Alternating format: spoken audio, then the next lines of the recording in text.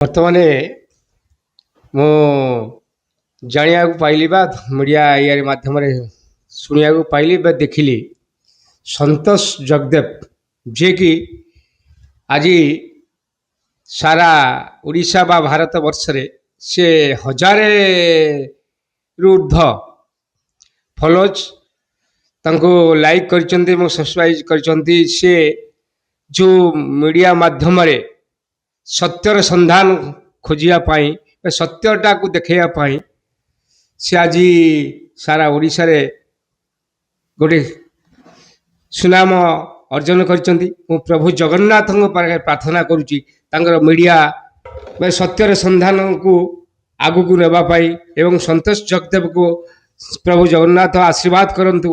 ସେ ସବୁବେଳେ ସଦାସର୍ବଦା ସତ୍ୟର ସନ୍ଧାନକୁ ଲୋକମାନଙ୍କ ପାଖରେ ପହଞ୍ଚନ୍ତୁ ଏବଂ ସେ କ୍ରାଇମ ରିପୋର୍ଟର ହିସାବରେ ହେଉ କିମ୍ବା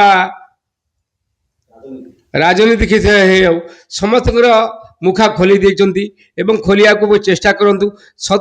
ସଦା ସର୍ବଦା ସତ୍ୟ ମାର୍ଗରେ ସେ ଯେଉଁ ଆଜି ହଜାର ଫଲୋଜ ତାଙ୍କୁ ଲାଇକ୍ କରିଛନ୍ତି ଏବଂ ତାଙ୍କ ପାଖରେ ସମସ୍ତଙ୍କ ପାଖରେ ସେ ଚିର ଋଣୀ ରୁହନ୍ତୁ ଏବଂ ସେ ସତ୍ୟ ସଦା ସର୍ବଦା ପ୍ରକାଶ କରନ୍ତୁ।